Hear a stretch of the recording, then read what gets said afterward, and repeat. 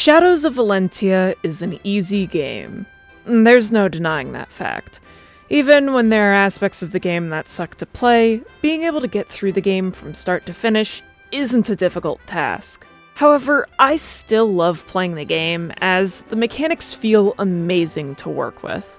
There's one problem though. I have permanently destroyed my ability to play this game normally ever since the challenge run I did just about 2 years ago. For those unaware, I played this game without recruiting any optional units, and ever since then I've found it annoying trying to play the game with a normal number of units. So I thought to myself, why don't I just do the same challenge again? Except this time with a twist. This time I'll be using the route swap mod made by Izumi Niche. The link to the mod should be in the description below. You may have already noticed in the video, but what the mod does is swap the units between Alm and Celica's armies. My hope for this challenge is that the armies won't be balanced for the routes they're now on, thus making the game much more difficult. And I won't be able to offset their misaligned stats with sheer numbers. With that brief explanation out of the way, we can start a new game on Hard Classic and breeze through the Baby War. It's mostly unchanged by this mod, the only difference being Mycen getting replaced by Conrad. After watching a now grown-up Celica stab herself with a sword, we can finally truly begin the game. Now, as we go through the first few maps of the game, I guess I should go over our forced recruits and who they've been replaced with. For those who may not remember, we get a total of 7 forced recruits in Alm's route. Now, obviously, our first swap is between Alm and Celica, making Celica the Lord of the War route now. Being a Lord, her growths are quite good, with most of her stats having a 50% or higher growth rate. Her lowest growth, ignoring resistance, is defense at an okay 35. Being a mixed magic and physical class with high attack makes it easy for her to wipe out the enemy. All I need to do is be wary of her defenses from time to time.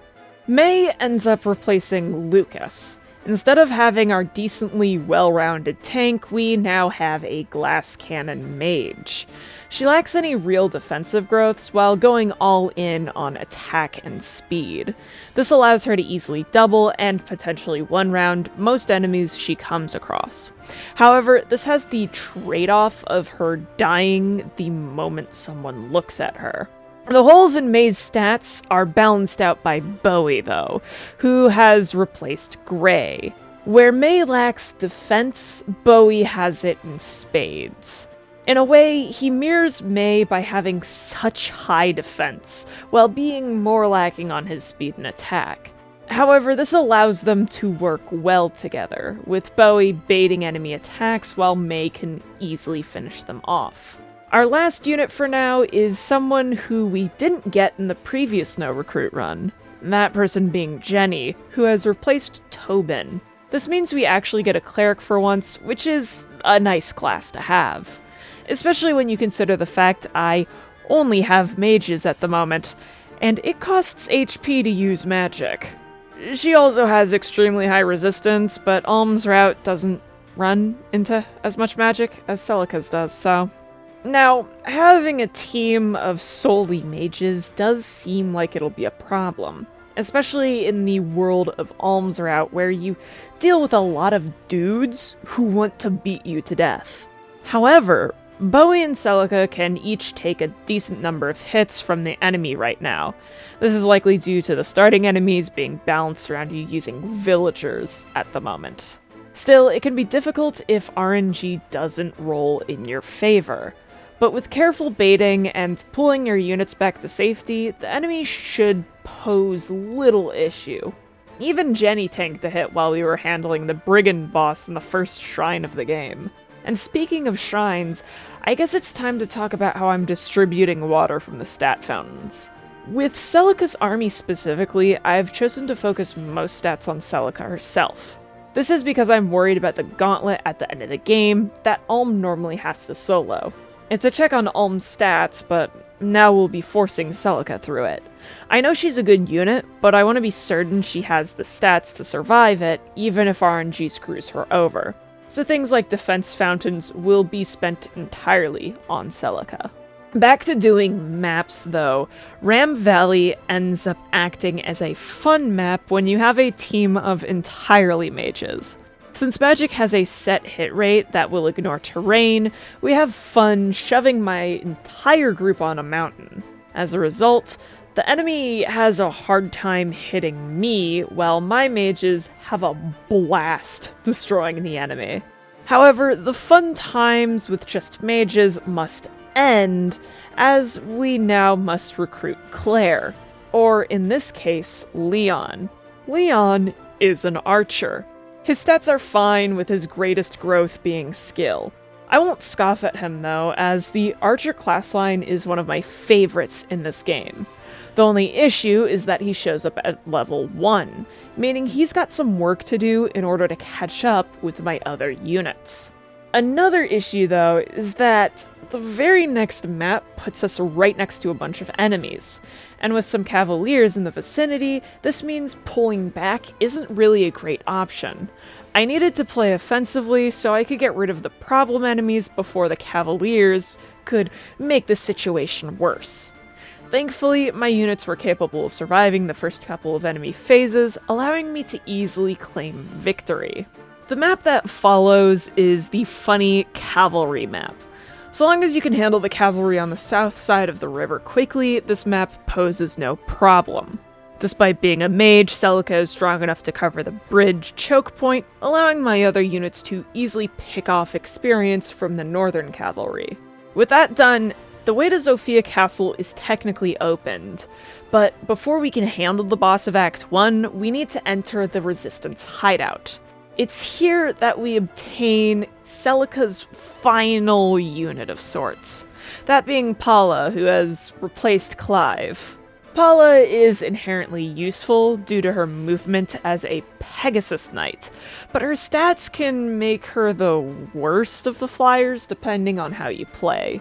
Her poor speed tends to be her biggest issue, trying to make up for it with her attack and defensive stats. However, since we're playing on hard mode, most every archer will have anti-flyer, somewhat nullifying the purpose of her defenses.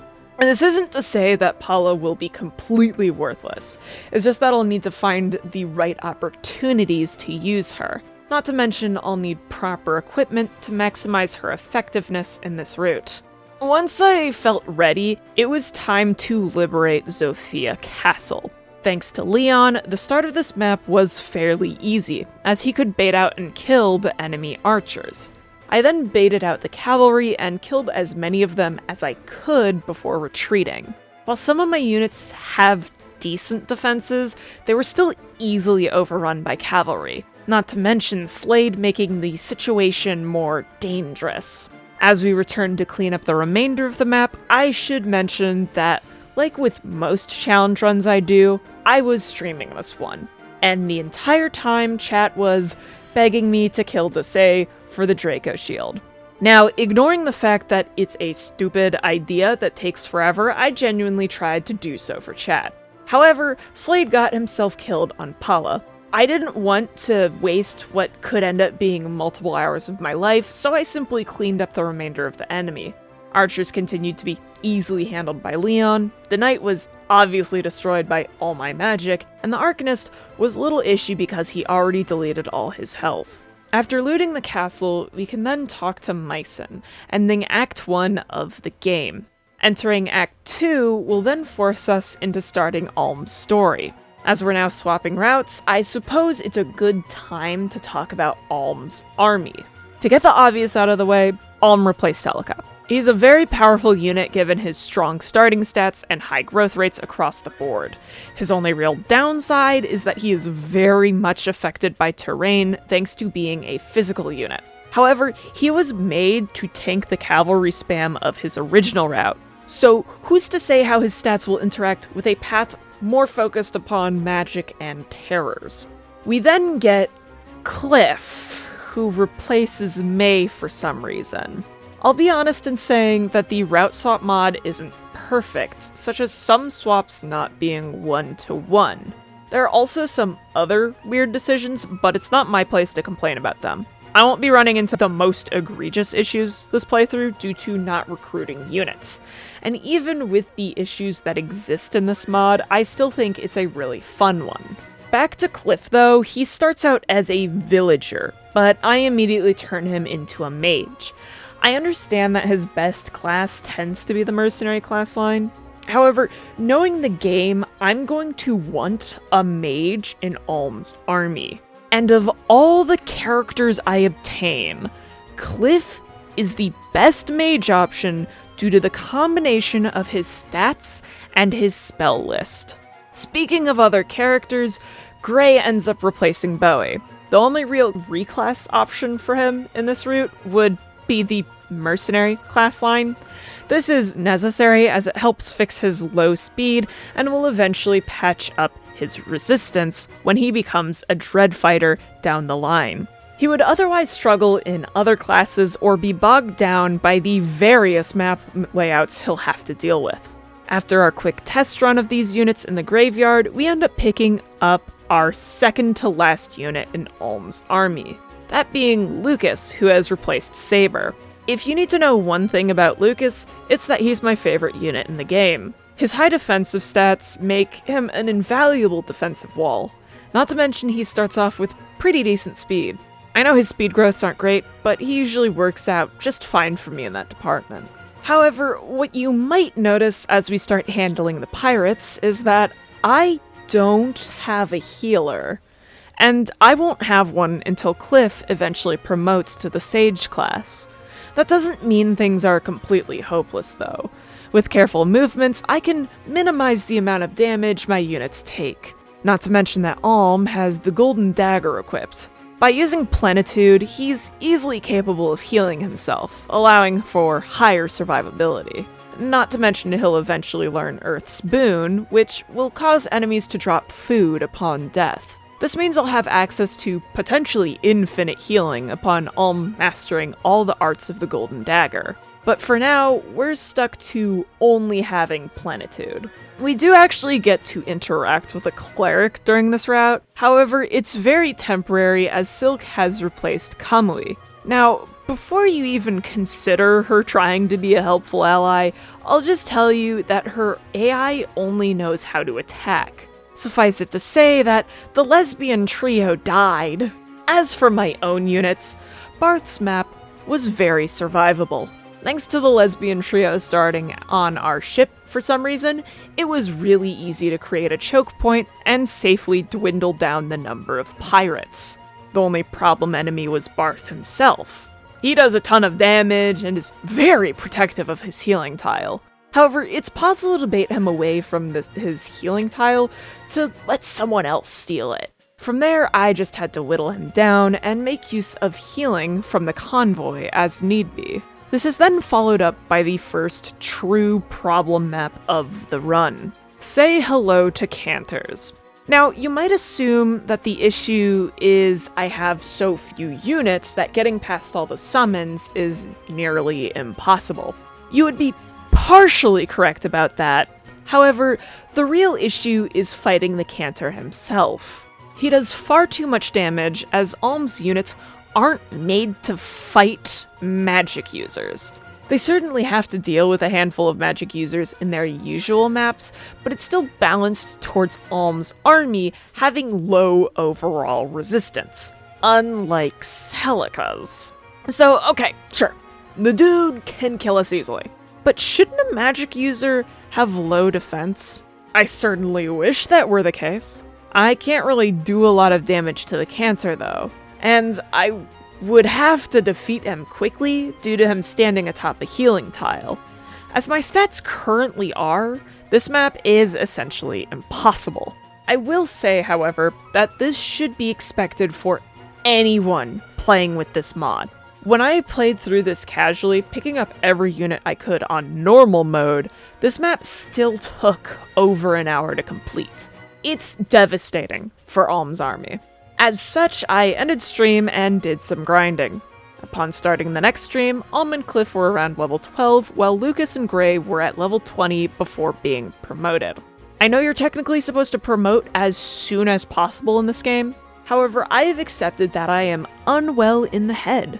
Not to mention, I want potentially better stats than the promotion floor, especially when you consider the circumstances I've shoved myself into. Most people would consider this kind of grinding a waste of time.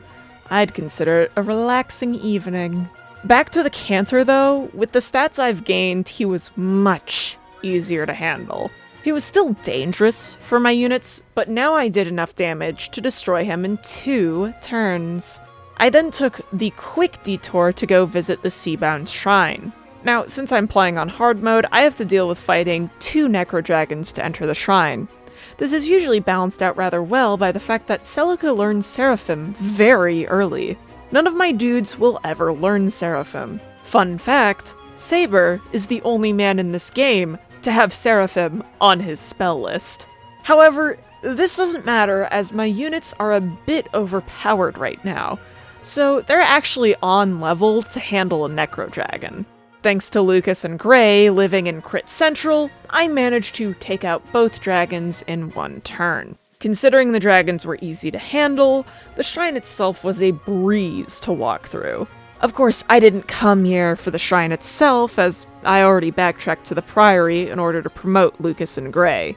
I came here for the Blessed Sword, which could be useful for Alm and Gray. This is due to it healing the wielder every turn, which is useful when you don't have a healer.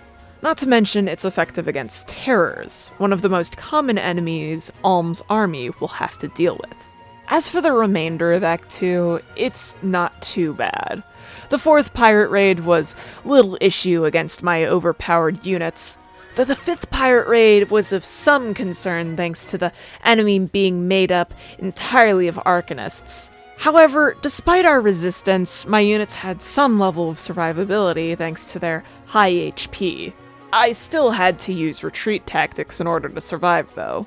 All that remained was the closing battle where we can only use Alm and Lucas. Despite the enemy army being entirely made up of magic users, this map ends up being quite easy when Mycen is here to help wipe them out. Not to mention that Alm and Lucas are easily capable of one-rounding everyone on this map.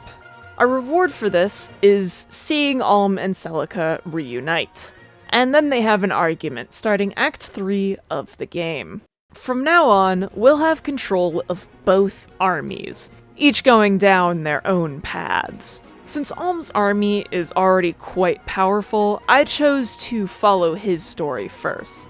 This begins with finding 2 dudes stuck on a mountain. I hope they're okay. I mean, the brigands harassing them certainly aren't. They died the instant they looked at my units. However, while our first battle of Act 3 was quite easy, the real difficulty for Alm's path is the desert, which I ignore to go fight Blake up north. I do so because he drops a shadow sword. For once in my life, I really want this sword because I can forge it into a brave sword. Now, normally this would be completely pointless because Dean exists. However, because he's now on the other side of the country, I can't steal the brave sword from his corpse. Blake, of course, was a little bit dangerous to deal with, but I managed to pull through with my infinite provisions. With the Shadow Sword obtained, I immediately forge it into a Brave Sword and begin my journey in the desert. The Desert Stronghold is usually a pretty interesting map that you need to handle carefully because of all the archers.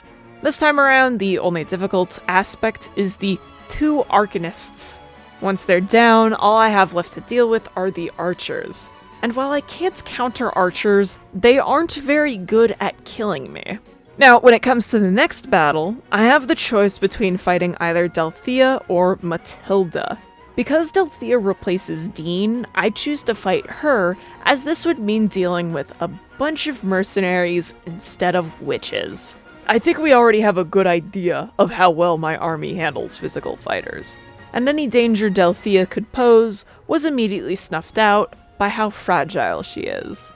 This is then followed up by Greith's Citadel, which I usually consider the most threatening map in Act 3. This is usually due to the starting witches on the map, along with the infinite reinforcements the canter can provide. However, the threat these enemies posed was minimal this time around. The witches were easy as they were incapable of killing Lucas, and were easily one-rounded. And the Bonewalkers that the canter would summon weren't a threat to my high defense units. That's not to say this map was a cakewalk though. Instead, I ran into an issue that I never really considered a roadblock before. That being the snipers and arcanists hiding behind the walls. With how they're positioned, they can easily kill off any of your units who try to infiltrate the citadel. Normally this isn't an issue, as I have plenty of ranged attackers and Pegasus Knights to pick them off before they can attack me. This time around, Cliff is the only unit who can fight these problem enemies from outside of the walls. As such, I had to make a choke point by one of the entrances while Cliff slowly picked off each individual ranged opponent. He easily managed the central sniper and eventually killed the central arcanist. From there, I eventually got Cliff to weaken the sniper to our right, which caused him to start running off. Since I knew the sniper wouldn't attack in this state, I started pushing my units forward as a way to bait the arcanist. This allowed me to have Cliff attack with a safer spell like fire rather than thunder.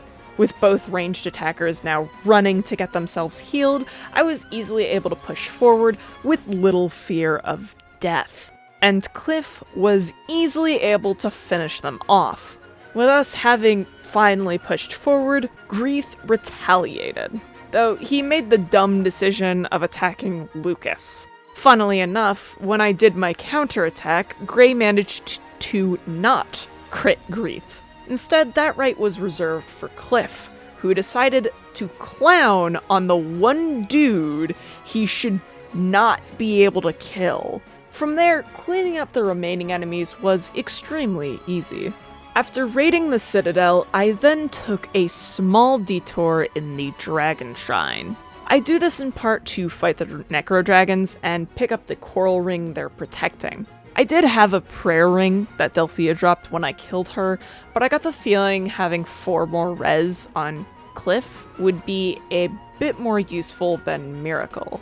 This also was a good chance to promote Cliff, as he ended up reaching level 20 in the shrine, which means we now have a source of healing outside of the convoy. This then left us with one last map to deal with on Alm's side of Act 3, that being the liberation of the Temple of Milla. I usually forget about this map, as I can have Katria fly over the entrance and immediately kill off the canter, cancelling out the major gimmick of this map.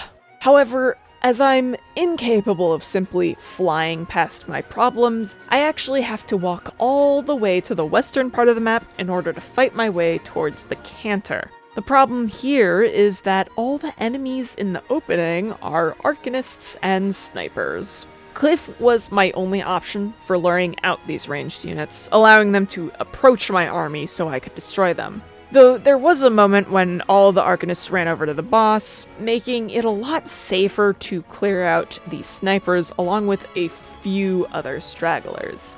I then managed to lure out and kill a few of the arcanists who huddled around the boss, but it became unsafe rather quickly.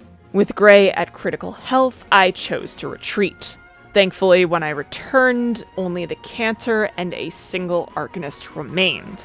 They were quite easy to handle. With the final map of Alm's Act 3 complete, he gets promoted to the hero class. Somehow this gets him marked as Zophian royalty, allowing us to open the sluice gate. However, in order to advance the story, we now need Celica to move forward. Celica's maps start off horrendously, as I keep missing my attacks. I do manage to kill both the witches in the first map before retreating, removing at least one of the issues there. This does allow some of the cavalry to spawn closer to my location, but that ends up being fine thanks to Paula now having a Rider's Bane equipped. All other unit types can be picked off by my mages and Leon. The next battle, though, should be a lot easier than usual. All the arcanists would usually pose an issue for Alm's army, but Celica's mages can handle them no problem. The only issue I had were the overworld reinforcements that joined the battle. Thanks to them dividing my attention, I had to use retreat tactics once again to keep Paula alive. And then when I began the Berkut battle that followed, I realized the folly of handling Alm's maps first, because I now have to deal with 13 dudes instead of 3 here. Little did I realize this would begin our college course in Dude Economics. Now, the first rule of Dude Economics is that while it may seem like the dude economy is booming when you have so many dudes, this will inevitably lead to the downfall of your economy. In this case, Paula died. I wanted to see what would happen if I let all the Cavaliers attack her while she had the Rider's Bane equipped. It wasn't exactly my brightest moment, but I realized Paula could still handle a decent chunk of combat. So instead of putting her next to all of the dudes, I had her wait a bit further away to lure and kill a decent number of Cavaliers. Of course, because she's no longer in range of all the cavalry, some of them broke off to attack Celica and her mages to the south.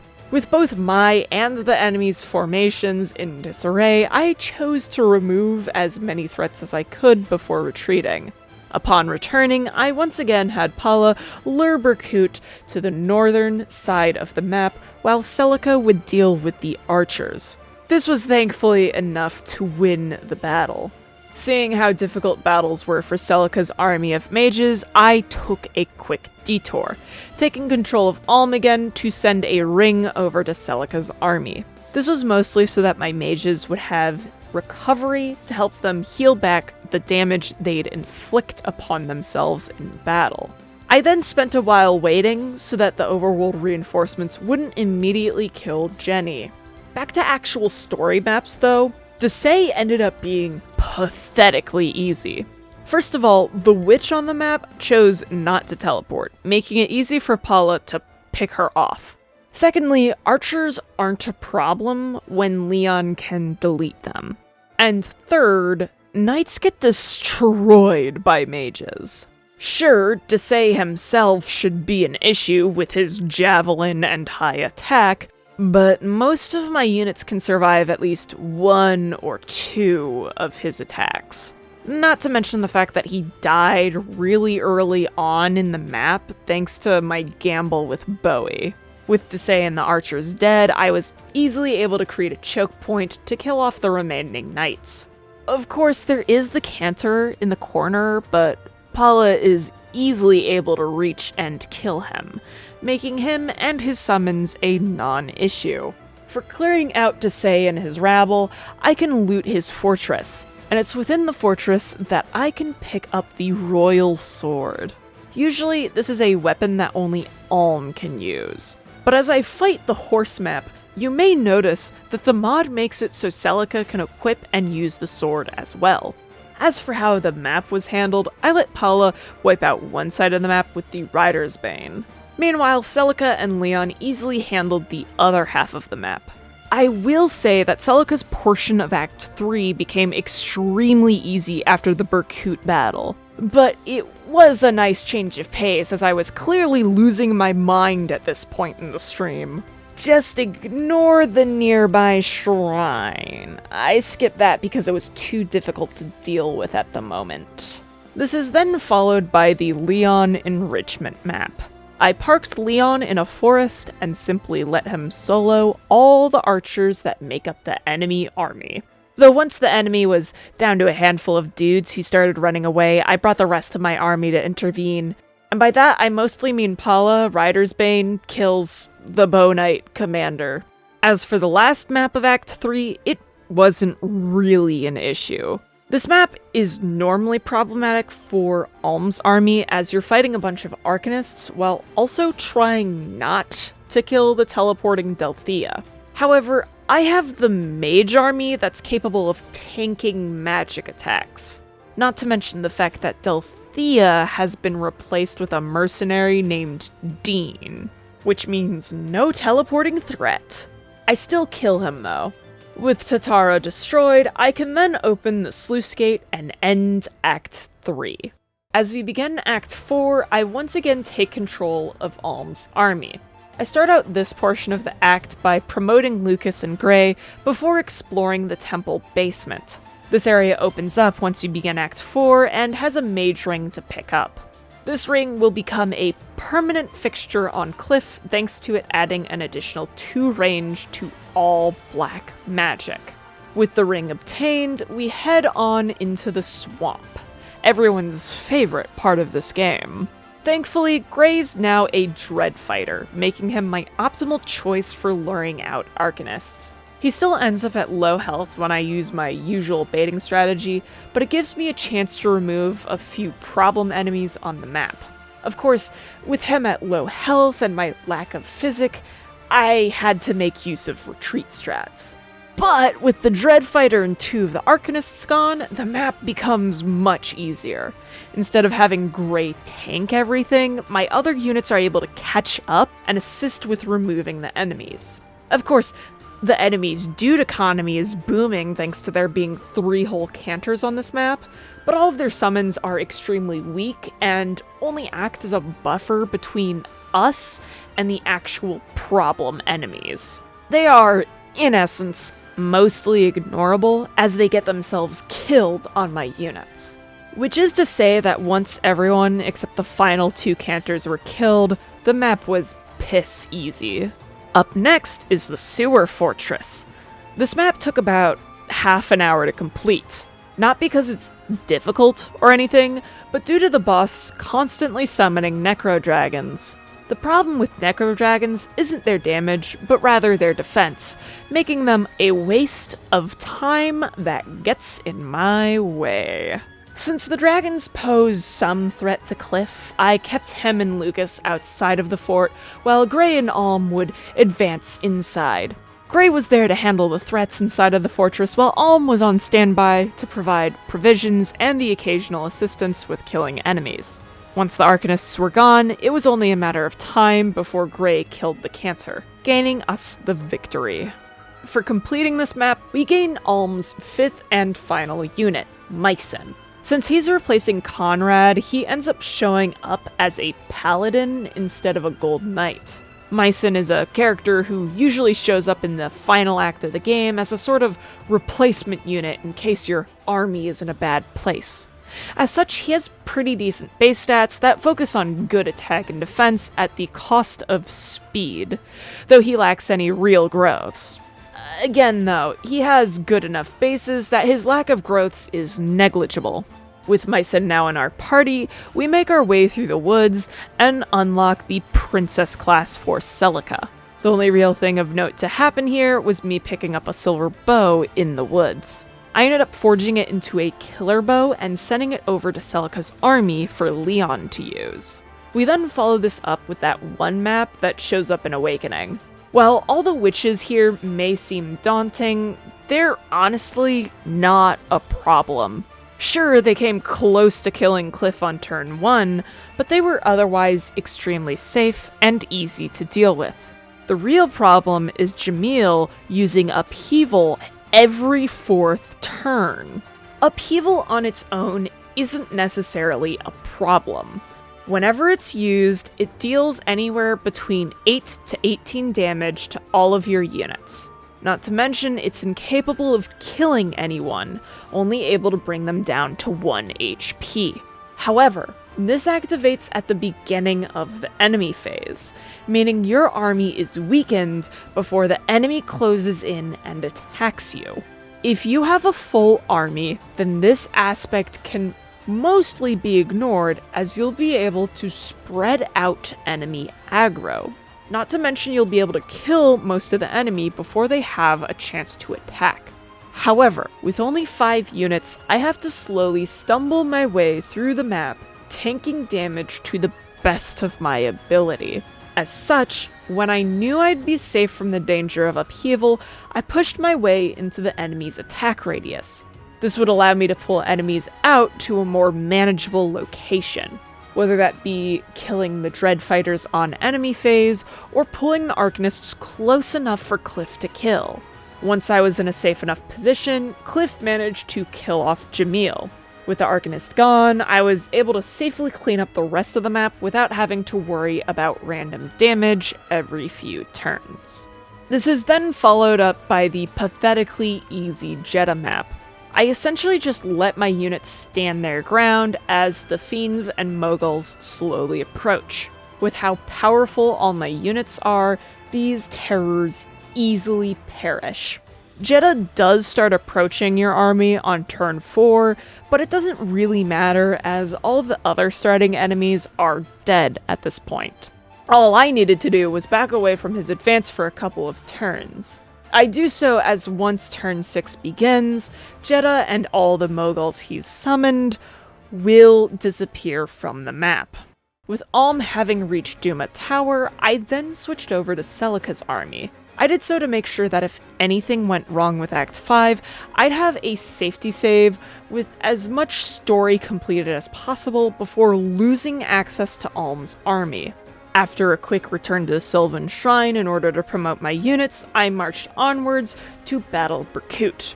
Because Leon now has a killer bow, this map was a cakewalk. That's not to say the others didn't contribute, it's just that Leon is now pretty consistently able to handle most enemies on his own. My mages are still of great use against knights, and Pala is still destroying cavalry with her Rider's Bane. The following battle in the woods is also of little note, as Leon easily handles the Dread Fighters, while the witches pose little threat to Celica's army. From here, I chose to head to Nui Baba's abode. As we head off in that direction, we end up climbing Fear Mountain, where we run into one of Jeddah's daughters for the first time. The sisters Marla and Hestia are both witches who can summon more witches, much like how cantors summon terrors. Unlike in my previous No Recruits run though, Marla isn't much of an issue.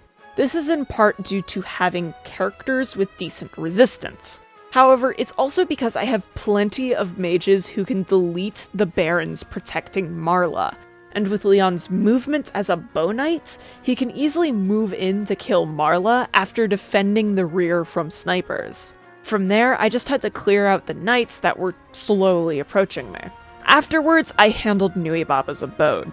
I understand that there are useful items in Fear Mountain Shrine that can make the battle against Nui Baba much easier, but with how powerful Celica's army is, I was confident I could handle Nui Baba without the help of the Hexlock shield. And it turned out I was correct about my hunch. Leon was easily able to destroy Nui Baba's units from afar, with Jenny keeping his HP topped up with Physic. Meanwhile, my other units slowly made their way around to the back of the map to assist with killing Nui Baba herself. Once only Nui Baba and the Cantor were left, I could easily enter Nui Baba's attack range and have Leon kill the Cantor. From there, Nui Baba poses no threat as she can only attack once per turn, and can only kill units at 1 HP. Not to mention her hit rate isn't great. On the next turn, Leon easily claims the victory against her. I then take a moment to loot the abode and free Tatiana. Of course, when she asks to join our army, I deny her request as inflating my own dude economy would clearly have terrible repercussions. With my work here done, I head over to the nearby shrine. I don't actually do too much here as the enemies are quite powerful and can prove to be a problem for my rather small team, which means I won't be looting the gates of either the dead or the living. However, I do partake in the battle trial for Duma's Lance. With my singular sick loot drop obtained, I head east to deal with Jerome and Noma.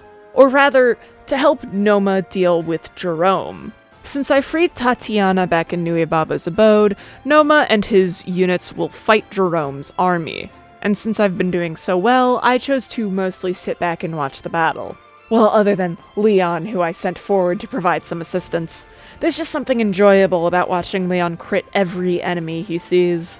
Having made as much progress as I could, it was finally time for Ulm to enter Duma Tower. Funnily enough, the first floor of the tower is the most dangerous part.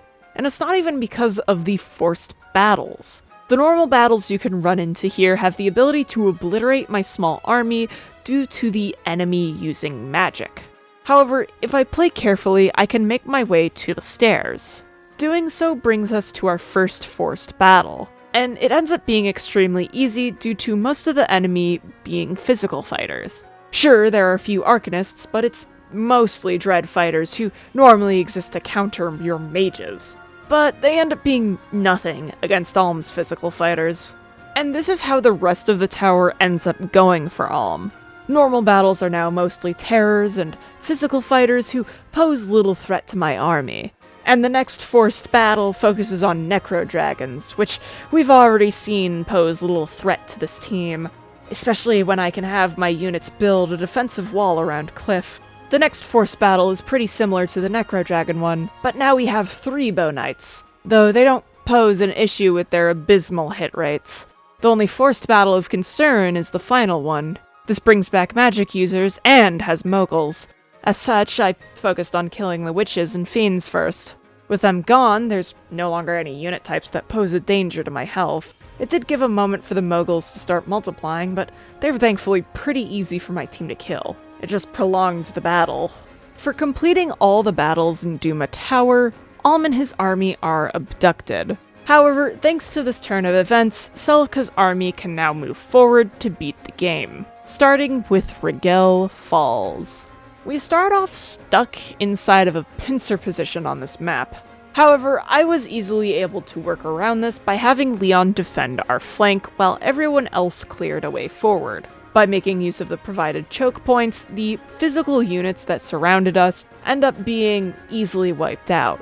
However, I then have to quickly abandon these points due to Hestia summoning witches on this map. So I quickly gather everyone by the broken bridge and clear out the Arcanists and Bow Knights defending the point. With them gone, everyone except for Leon and Bowie can cross the river. Sadly, since most of my units are landlocked, I had to bait out Magnus and Hestia together. However, I've been feeding Celica well, and she simply won, even when she was using a sword against the Baron. I am terrified of the power this woman holds.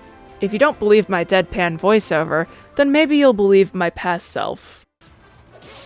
Oh my god, Celica! Holy shit, Celica! That's a fucking Baron!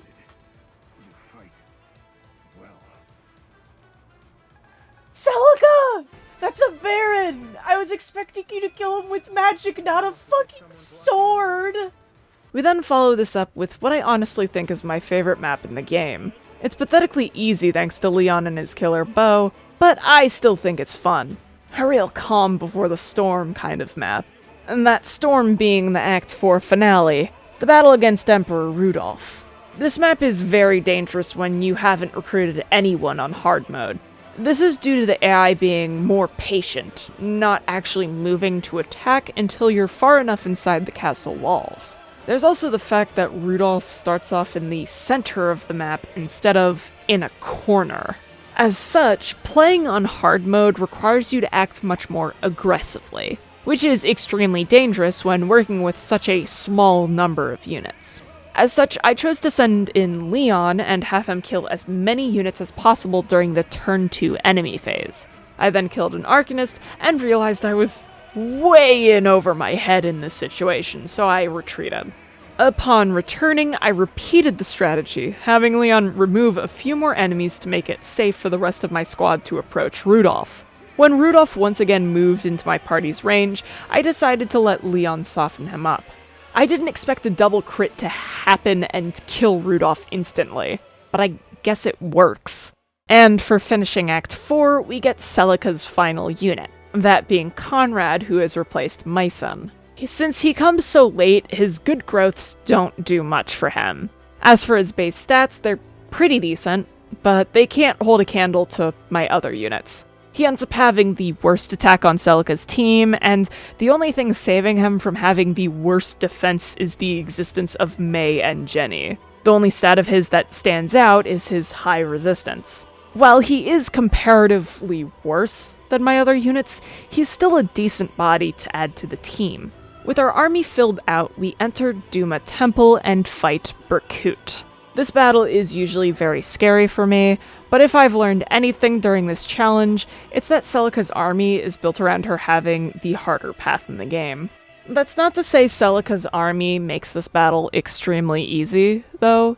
It's still quite difficult. I just need to think very carefully about how to approach the situation. Of course, I deleted the Mogul on turn 1 to prevent that from being an issue before then focusing on deleting the Fiends due to their ability to very easily kill my mages. I then just had to hope I'd survive the enemy phase against the Arcanists and the witches Renea summoned. Thankfully, the Arcanist missed his attack, and the witches don't deal too much damage. From there, I had a free shot for Leon to kill Renea, instantly removing the major threat of the map. Berkut was no threat thanks to Leon and Mei being able to easily attack from outside his range. For completing the battle, we now get to send Celica into the Gauntlet. This is something I was worried about from the start. I know that the Gauntlet is really easy and just a test to make sure Alm is ready for the final battle. But Celica is built differently. However, because of the favoritism I showed her with stat fountains, she easily pulled through the battles. At the end of it all, we obtained Alm and Felshin. Sadly, Felshin is still luck to Alm in this mod, so he has to land the final blow despite not having to be tested on his power.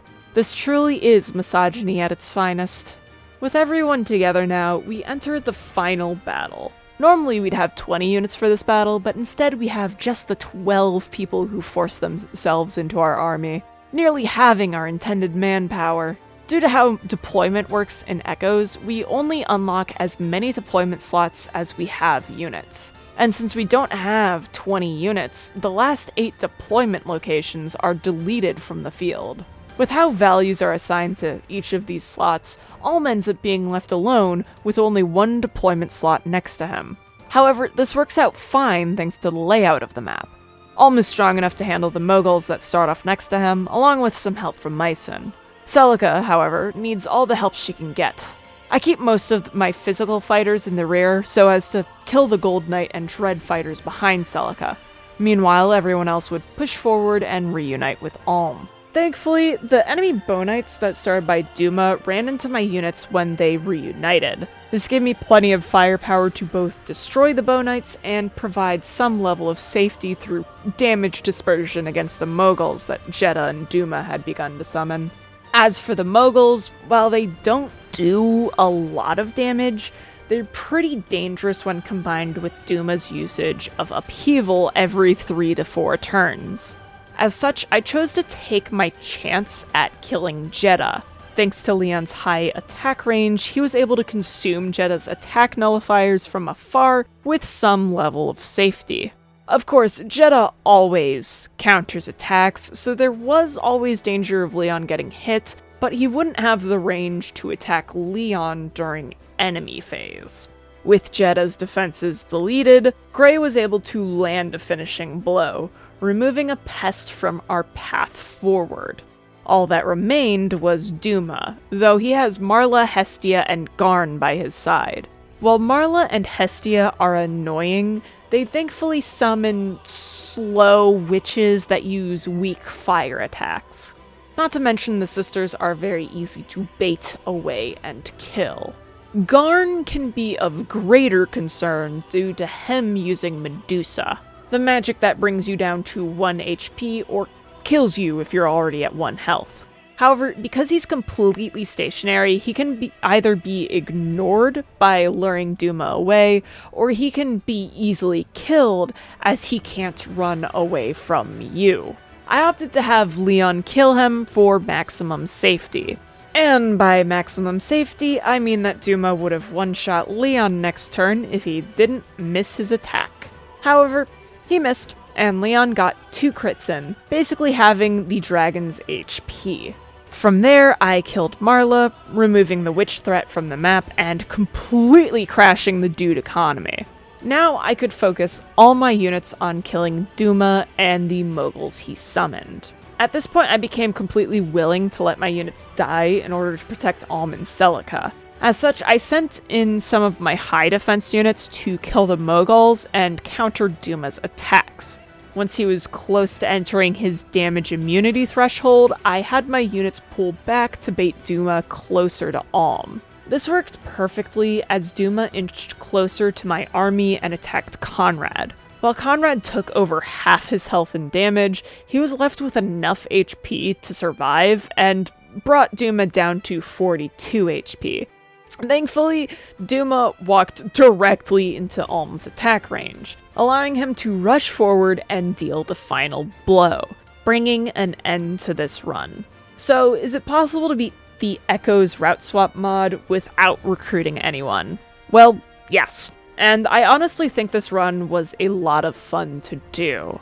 There are massive difficulty spikes at times due to armies being mismatched with their maps, but I found it fun to work around that issue. While I wouldn't recommend playing the game without recruitment as it has permanently destroyed how I play Echoes, I would highly recommend trying out this mod. It's a lot of fun and shakes things up for players, no matter your skill level. So definitely consider checking the link to it in the description. Otherwise, I hope to see you all again next year with some more stupid videos.